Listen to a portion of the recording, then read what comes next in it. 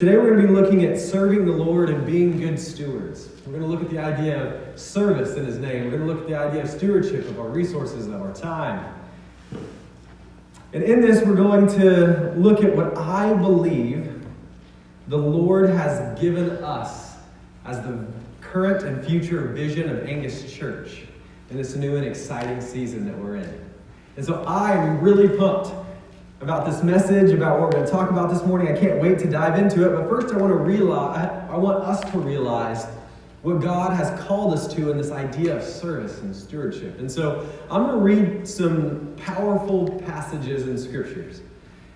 And as we read over these and talk about them real quickly, I want us to consider the picture that this paints of a person who's meant and called to follow Christ with their life. So the first one I'm going to look at is John 13:35. John 13:35 says, "By this all people will know that you are my disciples, for your love for one another." If you have love for one another. And so it says, how are people going to know that you're believers in Jesus, that you're disciples, that you're Christians? Your love for one another. Hebrews 6:10. Says, "For God is not unjust so as to overlook your work and the love that you have shown for His name in serving the saints, as you still do." Galatians 5:13. "For you are called to freedom, brothers. Only do not use your freedom as an opportunity for the flesh, but through love serve one another." Service. Mark 10:45. I know I'm jumping like crazy here, guys. Mark 10:45. "For even the Son of Man came not to be served, but to serve, and to give His life as a ransom for many." Jesus Himself came not to be served, but to serve. 1 Peter 4:10. "As each has received a gift, use it to serve one another as good stewards of God's varied grace." God's teaching us this idea in this passage that we're all gifted in certain and specific ways. You each have a unique gift, and that gift is meant to be used to serve one another. 1 Peter 4:10 says we should serve one another. Luke 12:48.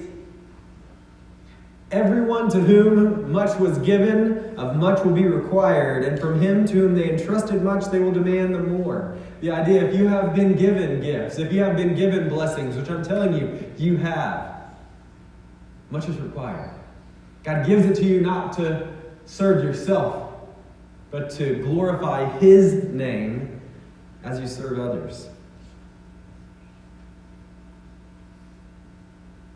Matthew 28:18 through 20 is a passage many of you have likely memorized. If not, you'll recognize it. Jesus came to them and said, "All authority on heaven and earth has been given to me. So go therefore and make disciples of all nations, baptizing them in the name of the Father and of the Son and the Holy Spirit, and teaching them to observe all that I've commanded you. And behold, I will be with you even to the end of the age." God's calling us to go to people, to teach them, to love them, to bring them the gospel, to baptize them. This picture of what it means to really be a disciple is starting to be painted, isn't it? Matthew 5:13 through 16. This is a powerful passage, one that we'll talk a little bit more. We'll really even focus a little bit on this morning. "You are the salt of the earth. But if the salt loses its taste, how shall it be salty? How shall its saltiness be restored? It's no longer good for anything except to be thrown out and trampled under people's feet." Listen to this. "You are the light of the world. A city set on a hill cannot be hidden. Nor do people light a lamp and put it under a basket, but on a stand, and it gives light to all in the house. In the same way, let your light shine before others, so that they may see your good works and glorify your Father who is in heaven." Let me say that again. "In the same way, let your light shine before others, so that they may see your good works and give glory to your Father who is in heaven." This idea of serving, loving people outside the walls of your church. And so when people see the good works you do in His name and God, His church, Himself, He receives glory, not us.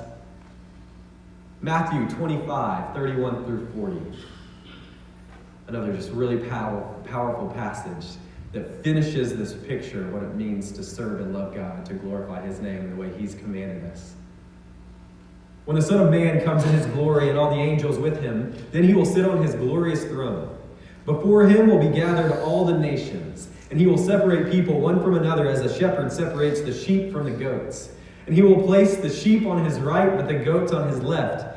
Then the king will say to those on his right, "Come, you who are blessed by my Father, inherit the kingdom prepared for you from the foundation of the world.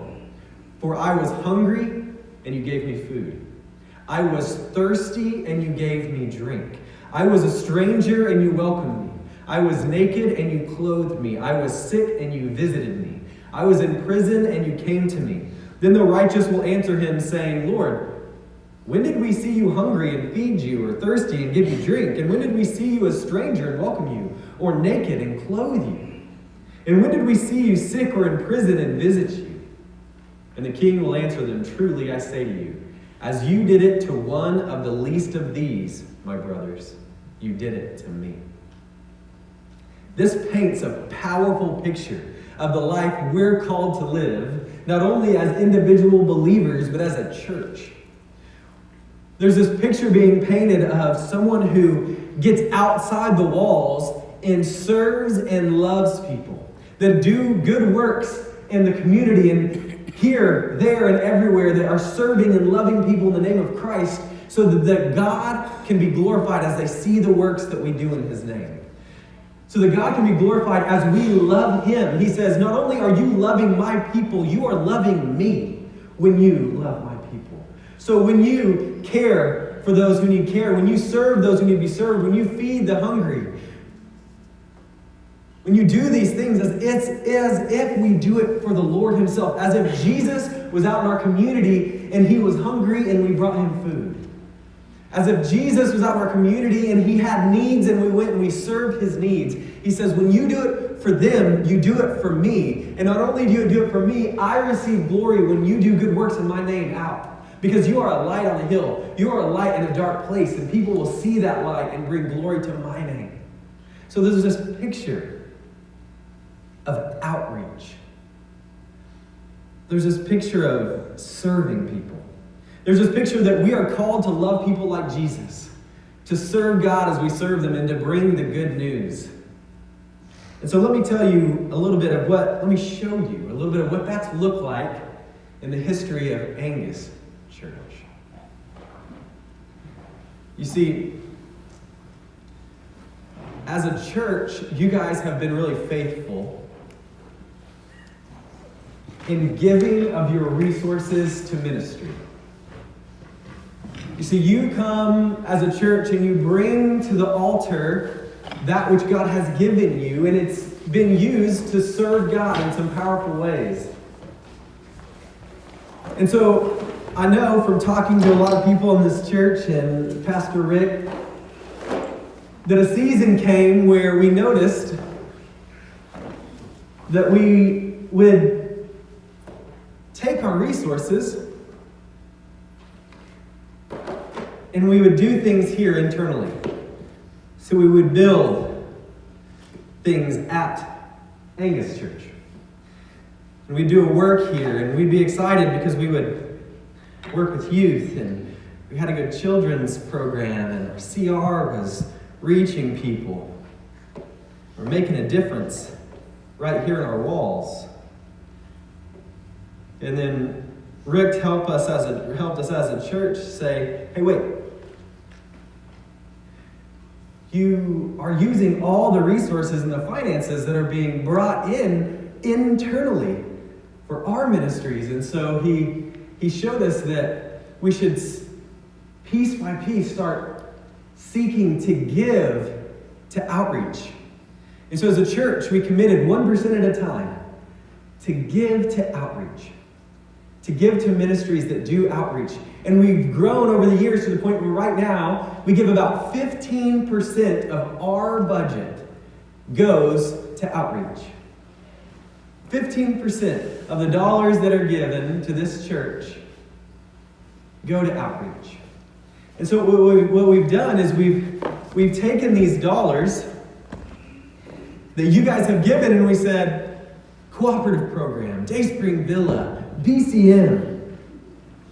We said, you guys do outreach really well, and we want to come alongside you. We're excited for what you have done. And so we give to these outreaches, and they go,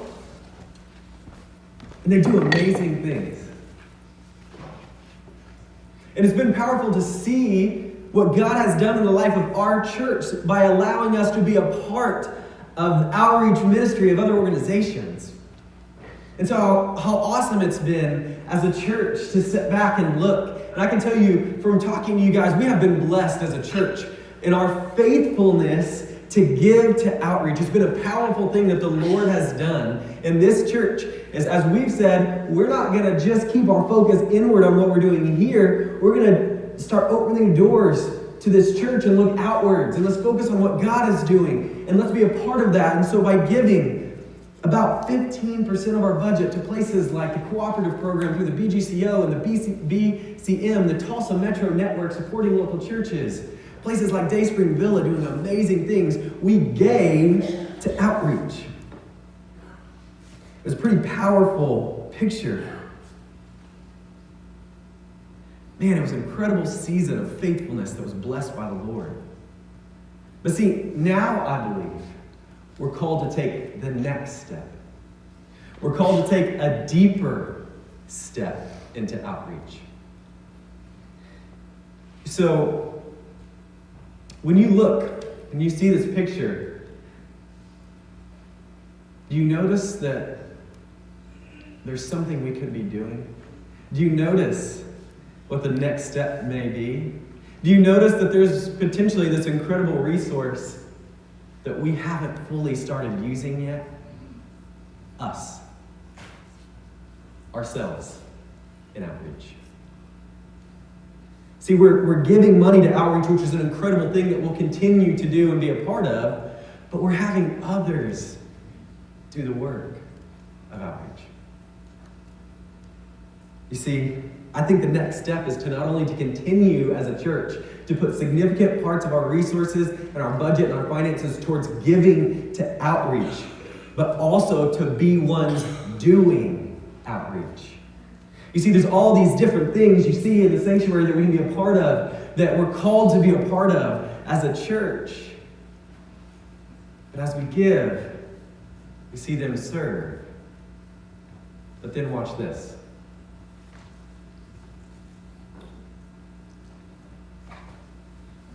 You see,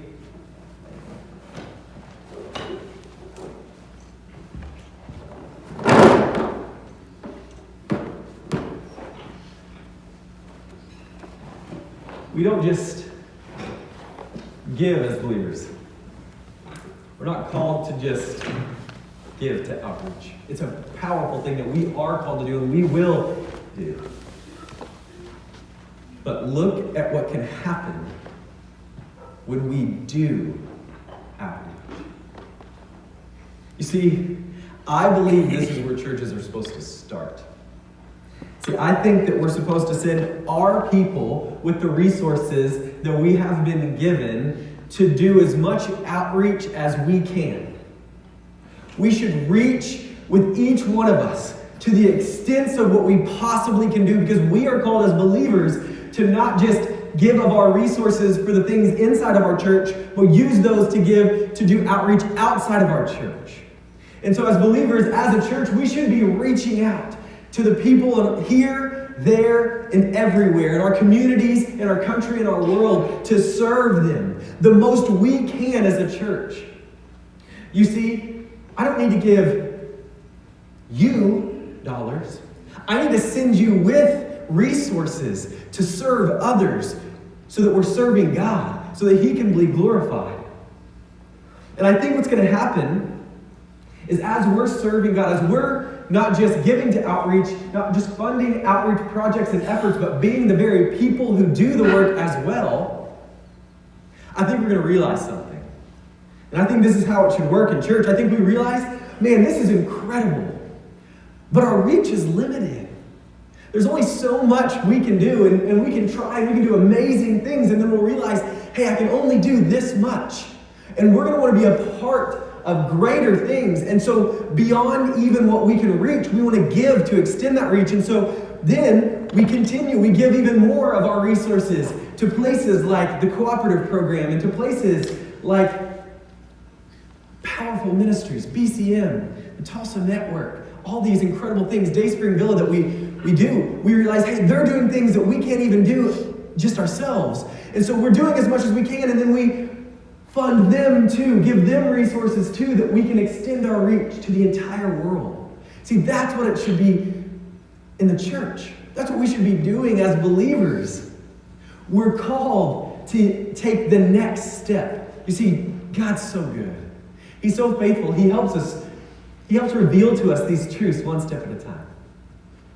And he revealed to us that there's this powerful picture of outreach. And so we funded outreach. And now he's saying, hey, listen, now you've seen the powerful things that could be done with the resources in outreach. What he's saying now is, be the ones who also do the work. Thank you, volunteers. You can grab a seat. He's called us to take that next step deeper. It's not to change away from outreach, it's to dive into it. So let me tell you, this picture of us as a church, not just continuing to fund outreach, even more so, I hope in the future, we'll work with the finance team and see what comes together, and you guys will take a vote in the year and see what we can do one way or the other. God's going to bless this. But this idea of us as a church coming together and saying we are focused not only on the things going on in our church, we're focused on the people outside of our church, because those are the people God's called us to. So we're going to go reach them.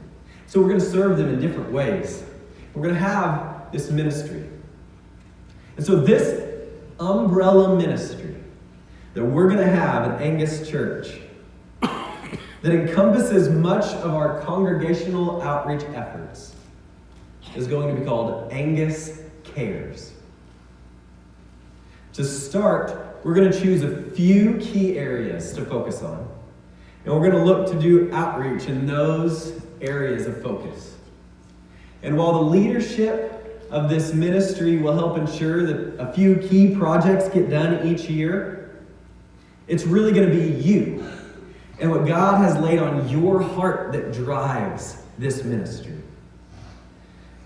So if you believe God is leading you, or God is leading us to serve people in some specific area under this ministry, come to us. Come to the leadership. Let us give you guidance and help you, and let's start a project. Let's do outreach. Let's be disciples. We can give you guidance. We can approve funding. We can help you get a project going so that we can serve in these areas. Let me give you an example. Mowing lawns. This was brought to me a few months ago, and this is the first little thing God used to show me what we're meant to be. Was this idea. So there's this idea of there are people in our community, in our city, and around us, that something as simple as mowing their lawn completely messes with their day. They can't do it. Maybe you don't have the resources, the physical capacity to do it. And so their lawn gets taller and taller, and their house gets worse and worse in their area, and they're stressed. So they don't know what to do. And so the idea is somebody may come, like someone did, and say, hey, listen, I think as a church, we should just go around, get a couple trailers and some trucks, put some mowers on it, and let's go just mow people's lawn for them. Let's just love them, right? If Jesus needed his lawn mowed, would you mow it? Because he says, as you serve these, you're serving me. And so the idea is, let's just do that. And so this, what we would do, somebody, let's say you have that idea. You would see the need. That's a community service. And then you'd consider, what do you need? Man, I'm going to need some volunteers. I'm going to need some funding, because we're probably going to need money for gas for the mowers. And then, man, I'd really like to have like an opportunity to go buy some used mowers that'll work. So if I run into somebody and I'm mowing their lawn and they say, thank you so much, I would do that myself, I just can't afford a mower. If I just had a little push mower, and then we could just hand them a mower. And so, if I just had $173 and some volunteers, this could be a powerful ministry. And so you come, You make that request. You could get approval by the leadership team of the overall Angus Cares Ministries. We'd help you get this going, and then you'd go lead in a ministry of outreach. You'd love people. You'd do the work. You see, well, this will start in a few key areas, and time it can grow. Now, let me show you this. You see, this is Angus Cares. These 4 areas, as we've talked as a leadership team about what are the areas we can start concentrating on. So you see these 4 areas: missions, local outreach, let's go back one, community, and school engagement. These 4 key areas we think that if we focus on in the next year, that we can really serve God in this. Because we want to do a ton of things, but we also realize we don't want to spread ourselves too thin. We want to do it excellently because we're doing it for the Lord. And so maybe we start small and see it grow. So, for example, you go to the first one, the next slide, missions. There's opportunities to partner with mobile missions locally in our community. Mexico, I'll tell you about Mexico in a minute, the powerful work. Kenya, a place that we're already a part of. Not that it has to be these specifically, but it can be these and more. Doing mission work. See the next one. Our community, just serving our community, loving them. Right, so like lawn care. Just go and love people like Christ so they see your good works and glorify your Father in heaven. Lawn care, city cleanup. Did you know that the City of Sand Springs Community Services has a project list of things that the city needs done, things like cleaning parks and backways and doing basic work that is so much more than they could possibly do as a city, that they just have this backed up list of things they need done. Maybe one of you has a heart for that. We could have a ministry within our community where we go serve the community by taking these projects and taking care of them for our city. Disaster relief. You guys saw the powerful impact God allowed us to have in His ministry by serving people in disaster relief. You saw it this summer. We served 3 meals a day for a month. We served thousands of meals this summer to people in need. People who were displaced from their home lived in our church for weeks because our community needed help. Quick little plug and a cool thing. If you guys don't know, one of those people that lived in our church, that was served in our city, in our community in a time of need that we didn't know or connected to, ended up getting connected to our church. Big Steve, as we lovingly call him, joined our church, and he's going to be singing this special music next Sunday night. You see, God can do amazing things, and we can be blessed as we bless others. Show the next one. School engagement. Let me tell you, I come from a family of teachers. Just about everyone in my family, including my wife, are teachers. I love being a part of the schools. They're on a similar mission to us. They're trying to raise up the next generation, and as they're teaching them some quality life things, we can give them a little bit of the meaning of life. So we want to come alongside them. We can serve them. We can do things, teacher appreciation, assist the schools. Jared and Bobby went before the school started and helped paint the insides of one of our elementary schools, and they were so blessed because we just went and served them. We loved them.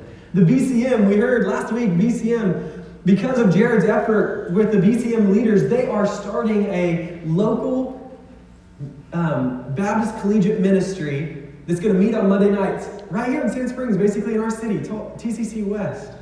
We've been an integral part of getting that started. We have an opportunity to continue to serve them and do amazing things and build a young adult and college ministry in this city to serve them.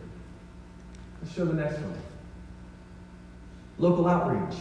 Serving our community even more specifically gospel-based. We can do homeless ministry. One of our small groups already did some homeless ministry. The children's home is a powerful thing that we have a connection to. I love just getting out, doing evangelism in our city and our streets and the doors and the people, reaching them with the gospel. There's so many incredible things we can do in just this area. But if we focus on these 4 key areas to start, it'll look a little bit like this. Let's show the next slide.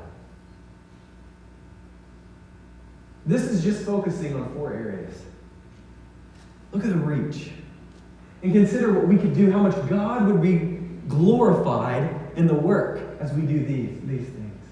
And let me tell you, if we catch this vision, if we actually say, no, this is clearly what God's called us to, and God brought us this new crazy preacher man,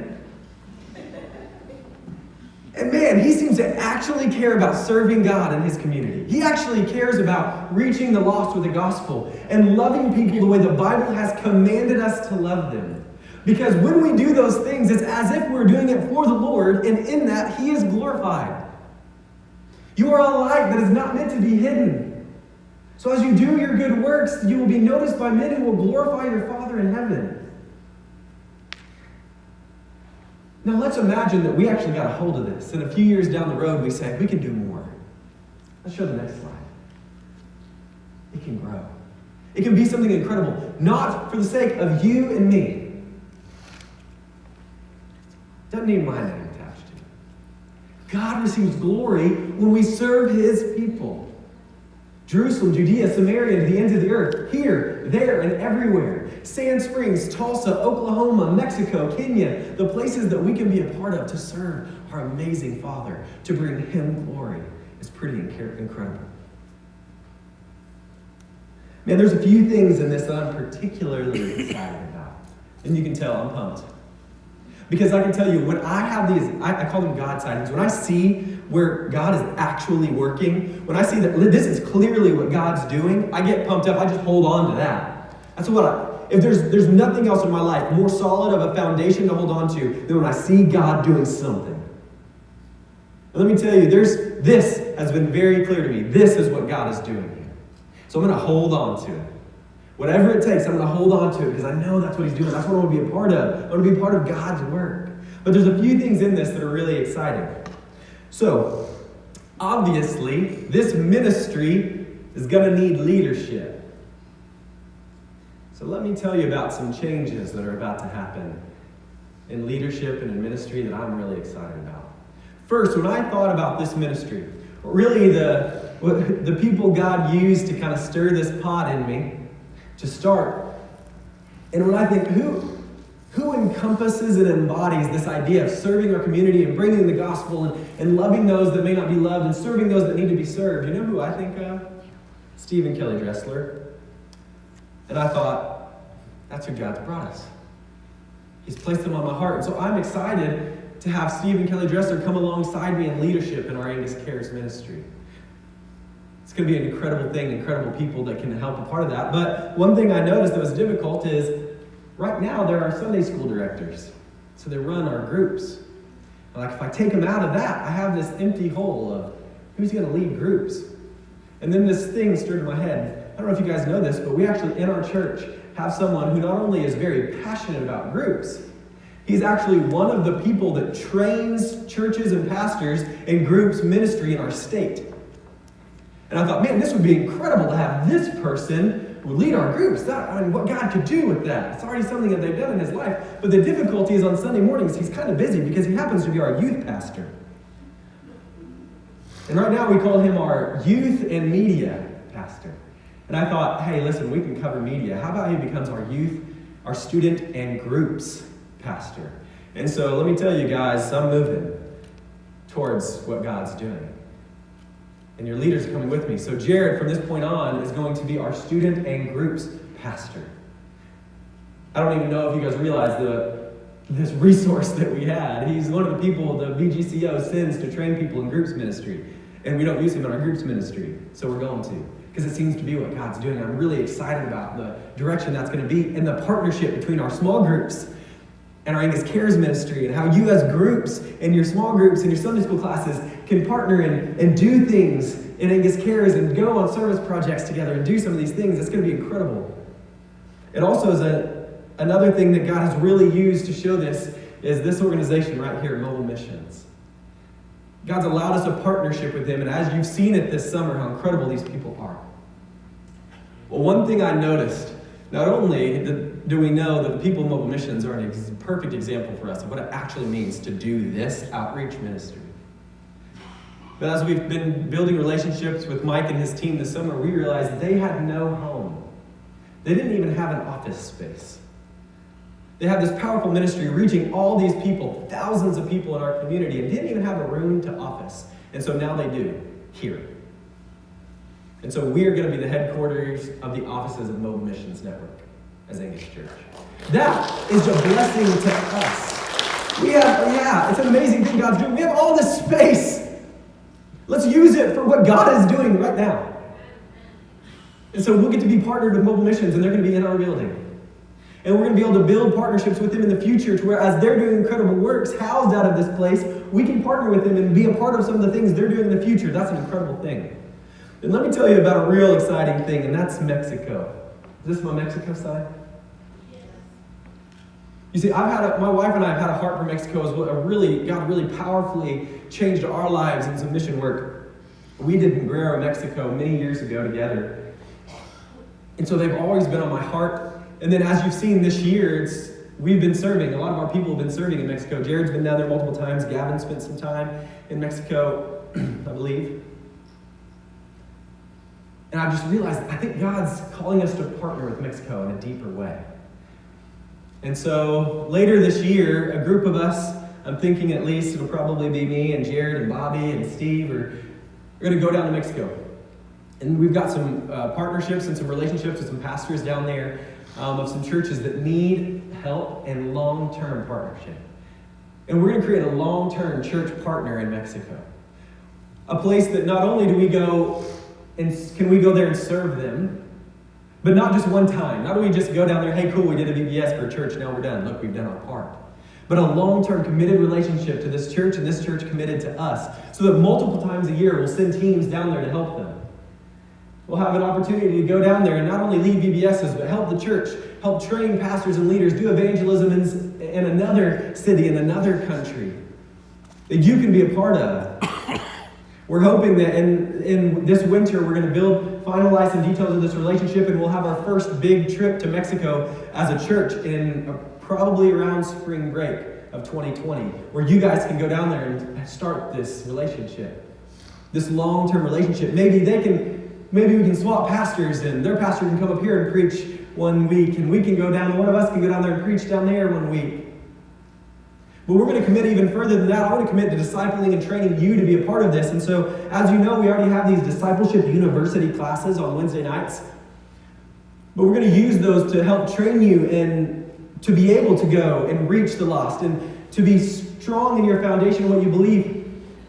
Show you how to share your beliefs so you can go be a part of that. I am really committed to finding someone who will teach Spanish in this church, and we'll have Spanish classes all year for the future so that people can learn Spanish here and go use it there in ministry. Because God's called us not just to here, He's called us to everywhere.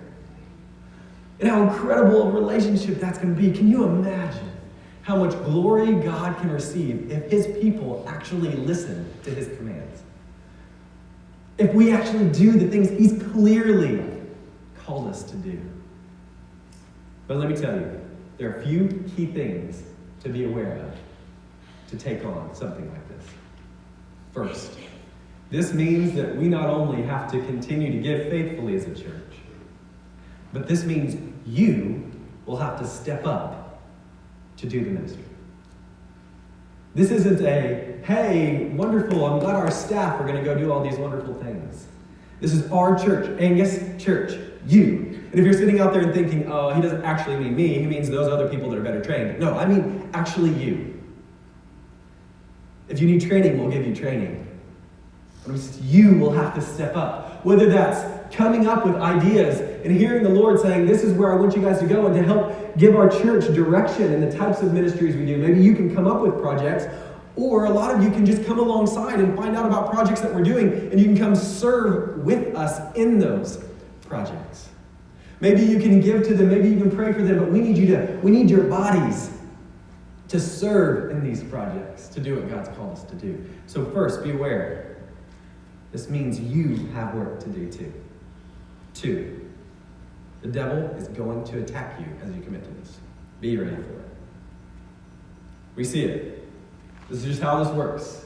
We're not unfamiliar with the schemes of the devil, right? That's what the scripture says. So when you start saying, I'm going to commit to giving more faithfully to my church because I know part of those dollars are used for this ministry, the devil is going to throw some things in your path to try to screw you up.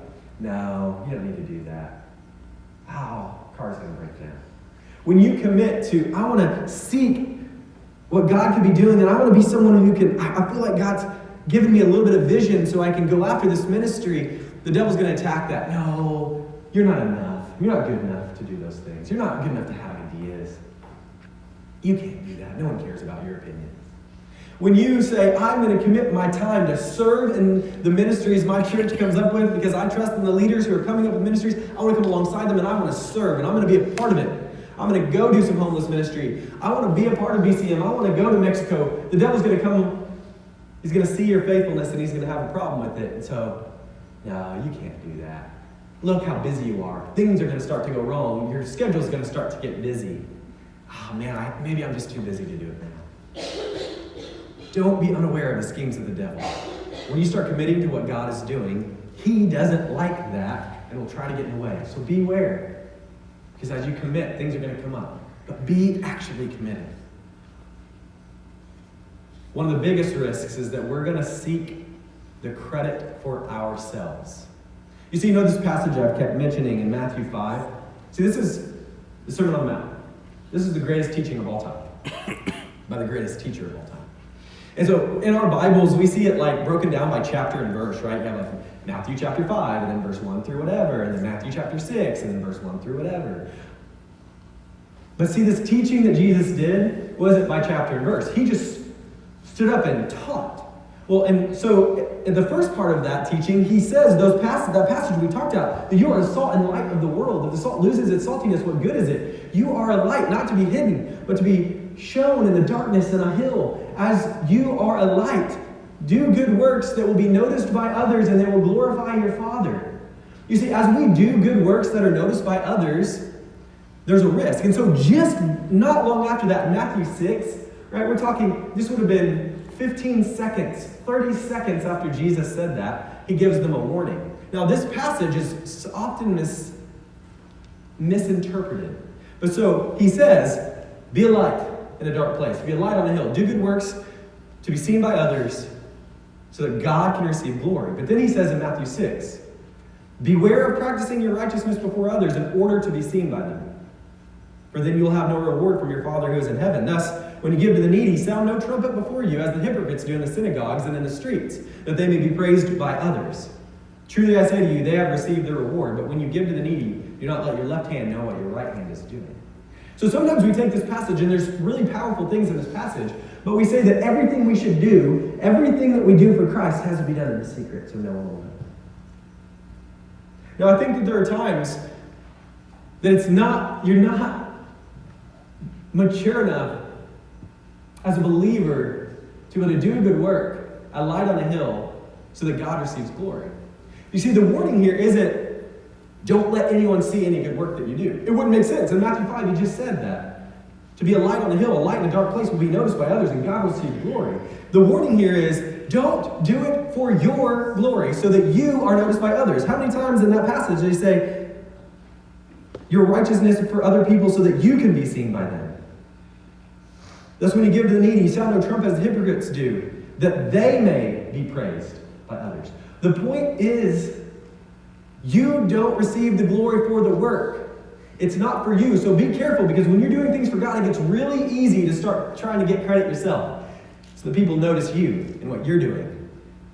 Right after God teaches people to do good works and to glorify God through the things that they do, he says, but beware, because sometimes you're going to try to receive credit and glory for this.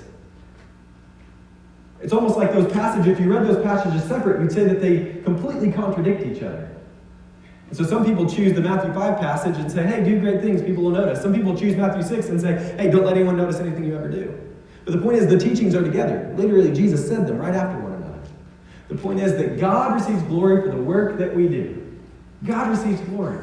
Him and his church. And so he says, beware. Let me tell you, beware.